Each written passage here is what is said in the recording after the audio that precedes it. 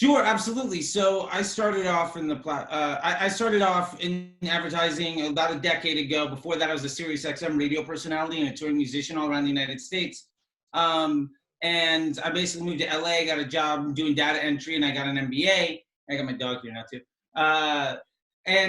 So it's in that time I've worked my way up from data entry, the lowest level, to being. It took me a couple of years, but I ended up being supervisor of a major international conglomerate ad agency where I was managing $1 million a day DR and branding spends on a regular basis, and ultimately worked from there to different Facebook marketing partners and some other people,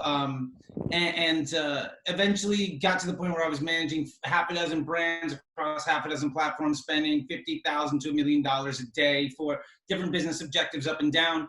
And then ultimately, when you and I met, where I was working, I brought that brand from maybe $5,000 or $10,000 a day to $30,000 to $50,000 a day, and while increasing efficiency while doing it.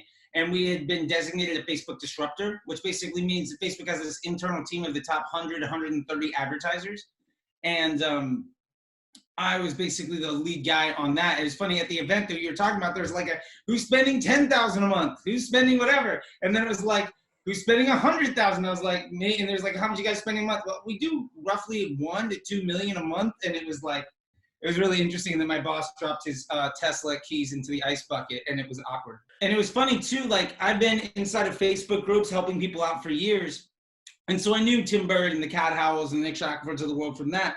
And when I walked in, there was a guy in my group behind me and a guy in my group in front of me.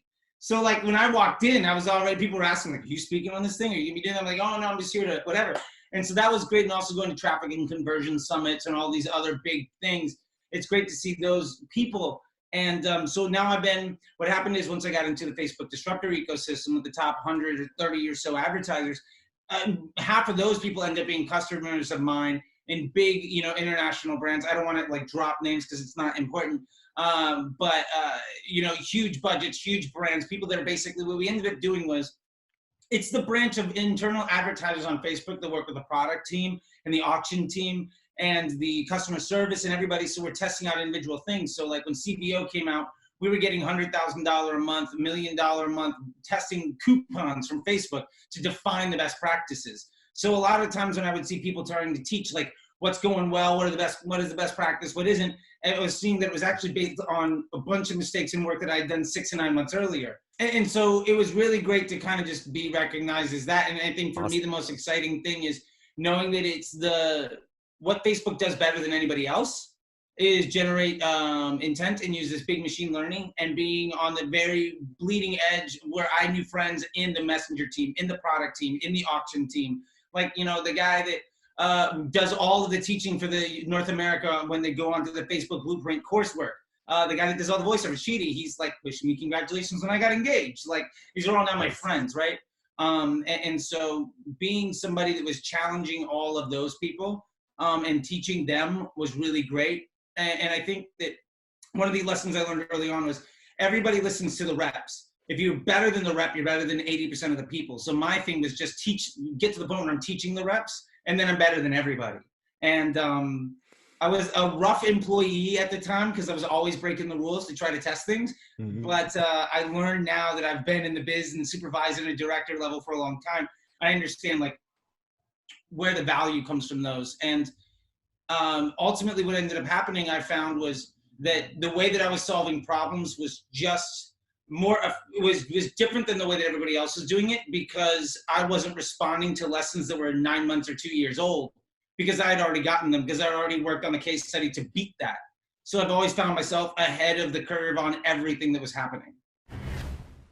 Yeah, absolutely. I mean, and we can get into this big, huge deep dive, but I think it's really built around account simplicity and really working on identifying what your number one most important business objective is, and then solving for that in a really systematic testing way, and centralizing as much spend and as much data as you can into a centralized location.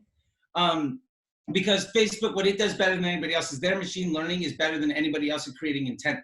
And what they need is content from you to keep people clicking. And the reward that you get for people's attention is rewards by them spending your money. So I think that what I have to say is the number one thing that I think that I do differently than other people is I don't try to cheat the system. I try to empower the system to do all the work for me, because I can manage 6-figure a month ad budgets on like less than 90 minutes a day, a few days a week. And I'm accomplishing way more than people that are spending 8 hours a day beating their head into the wall, chasing their tail.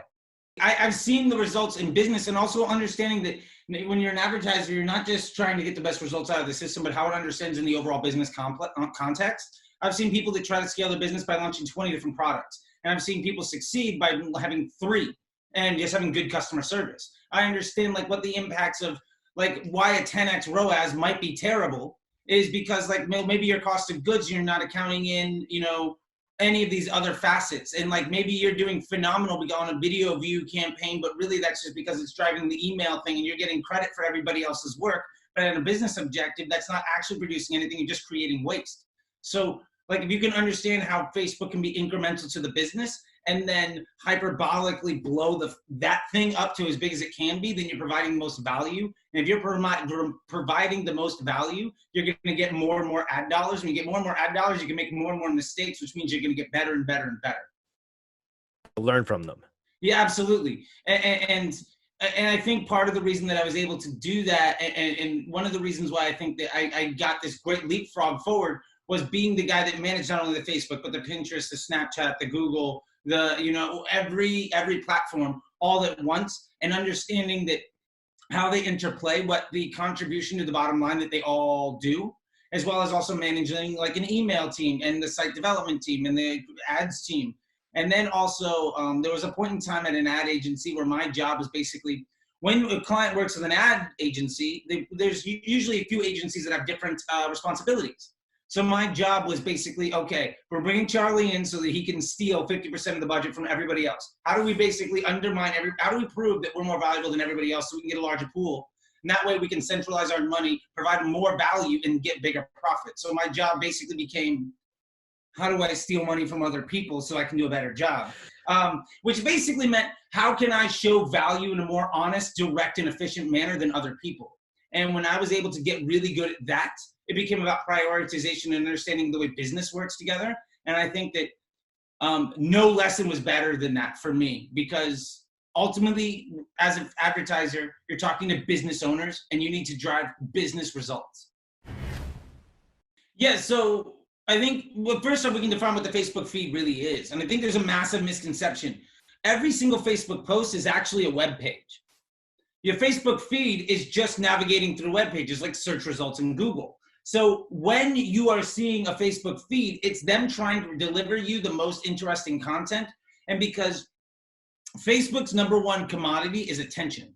So they need people to stay on, and what works for them is what they call thumb stopping. The average user on their phone will scroll through the height of the Eiffel Tower on a daily basis. What can you do to stop them for 30 seconds, right? And if you can do that, you're providing value to the platform by creating content that the user wants to see.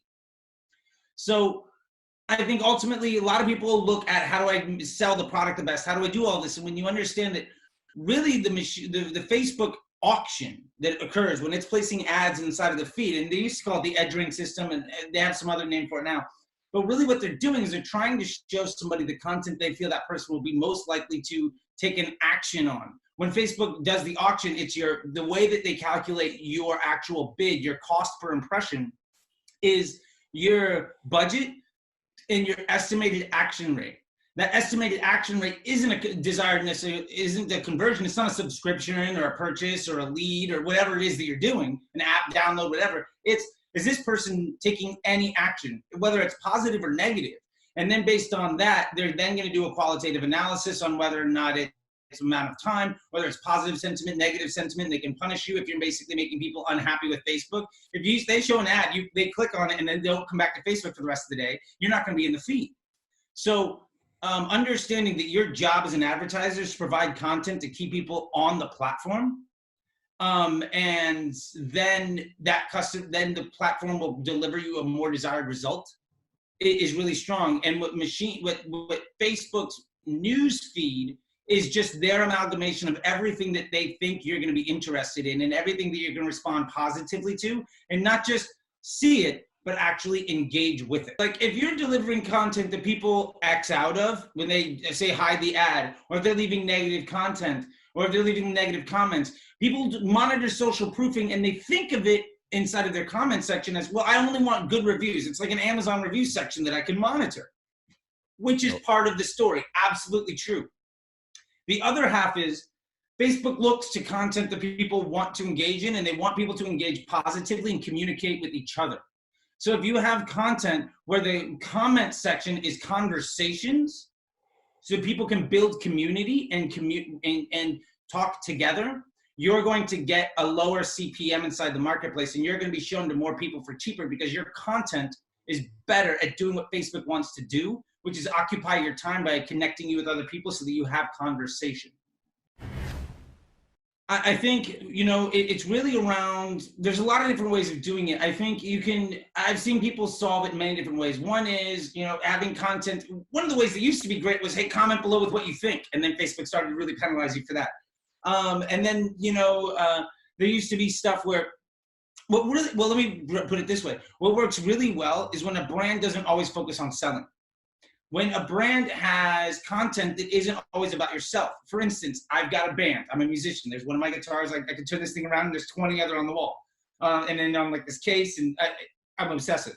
But one of the things that I do to get my band a lot of attention is we have over 50,000 followers on Instagram. We get millions of views on YouTube. It is for everyone, so they can look you up. It's Dirty Cakes Band. Here, I'll find it on Instagram right now so I can just like hold it up to the thing. But one of the things that we do, here you go, Dirty Cakes Band. Nice. Make sure you Verified. Go check them. You got to come to the island. You got to play a punk show at the island. I'm excited. I'm down. But one of the things I think that brands really miss is talking about the identity of the brand. Really big brands mean something to somebody. Most people think that they have a product and that means they have a business. If you have a product, that's not a business. That's you're selling an individual product. You're a guy on the street selling something, which you can make a shit ton of money selling product. That's fine. But if you have a business, it needs to have an identity so that somebody has an emotional connection to your product. And I think that is a major thing that a lot of people miss is the emotional connection. You know, I always refer back to the golden circle. I don't know if you're familiar with it, but and there's a TED talk about it, and there's business about it. But when I was at this evil conglomerate ad agency, which I'll leave their name out of it, but their social lead, the guy that was in charge of everything on Facebook, he taught me this. And it's when people are selling computers, right? IBM says we have the fastest processor and the best this and the best that. All of our numbers are better than everybody else. You should buy our product. What Steve Jobs did with Apple was say, we have something fun that makes your life better, that's going to solve problems. And oh, by the way, it happens to be a computer. And we're going to sell it to you in a way that's really easy to use. They're not telling you that everything is great, because it generally usually isn't. But what they're doing is they're emotionally solving your problem for you. And you see this with a lot of brands, like McDonald's does that, where they're not selling you, hey, our chicken nuggets are the best in the world. They're showing you happy children, right? Nike isn't showing you that. Nike isn't saying our shoes are going to make you jump faster or jump higher and run faster. They're saying, look at everybody that's like doing this thing, right? Sprite is another one where they align themselves with like hip hop and basketball. They're creating brand identities. And I think that if your content puts across a brand identity, then you're much more likely to win on the content game, which brings your advertising and your e-commerce to be much more beneficial. If you're only selling, if I'm coming to your door and the only thing I have to say is, here, buy my shit, you're going to slam the door on my face and stop answering really, really quick. Like when my cousin tries to sell me Amway after not talking to him for 3 years, that conversation lasts about 10 messages and then he goes away. Yep. There's no relationship. I think it's something that you can do with the organic page. I think that if people have the budget, I mean, I'm a performance marketer. If $1 doesn't earn me $1.50, I don't want to do it. But I think that where you can really develop this and where brands are really winning is, I mean, and this is a lesson that I learned from a previous boss, is Facebook is also looking at everything inside of your ecosystem. It's not just your Facebook page. It's not just your Instagram account, but it's every asset you have inside the Facebook ecosystem. And one of those assets is also groups and pages and everything else. If you're a brand, one of the biggest brands that I was winning with had a Facebook group that had 250,000 people. So anytime an ad got finished, the sentiment for this brand, the conversation for anything that brand did was phenomenal. And that brand would also do live feeds where you can see the CEO. So the sentiment that Facebook saw around any content attached to that business was massive, which meant that I could see so much better results than other people would, because the sentiment and the CPMs and the reception of that content was something that Facebook wanted to show to people. And it knew exactly who those people were. Yeah, I mean, if you do a live and you get 2,000 viewers, that's phenomenal, right? Like, that means that, like, for instance, as just a for instance on my band's page, just as like somebody that isn't anything, right? If I do a live and I get 1,000 follow and I get 1,000 viewers and a couple hundred comments, if I then post something immediately afterwards, whatever I post afterwards is going to get hundreds of engagements immediately, because Facebook is pushing that out right away. And it's not only the net result of all the content you have, but how quickly it gets adopted. So when you go live, the engagements happen really fast. So if you have a regular delivery system that constantly gets people excited about anything that you're doing, then you're gonna win. And you see brands that kill on this are like BuzzFeed, that's their bread and butter, right? And then you see like Tasty, that's their bread and butter. You see, IG Lad, like that's what they're doing. Is these are all content plays where they know they've got like 10 or 20 different things, and anytime they put something out, it's either gonna catch fire or they get rid of it. And if you delete something, that's totally fine. It doesn't hurt you. It doesn't count against you. You're just saying, hey, don't consider this in the next thing. Like, why do I need, if I make some post, say a brand says something and people don't respond positively to it, why does it need to be there? Yeah. Like, you can get rid of it. It doesn't matter. It's only there for, posterity's sake, and screw it. If it's bad for your business, get rid of it. Like, you wouldn't just leave a product on the shelf just because, I put it on the shelf. Like, no, like if it's not selling, you get it, you get rid of it. I've seen brands where, like, I saw a brand that got into the health and wellness space and they made gym equipment and they could not sell it. And they had it on their shelf for 5 months. It was costing $10,000 a month to house this shit. And I said, you want to know the number one thing you can do for your bottom line is give that to a school and save yourself $10,000 a month. How much money do you want me to spend on ads for you to break even versus me giving you $10,000 a month? Which, by the way, is far less than you're paying me. So I'm going to pay for myself every month just by you giving something away.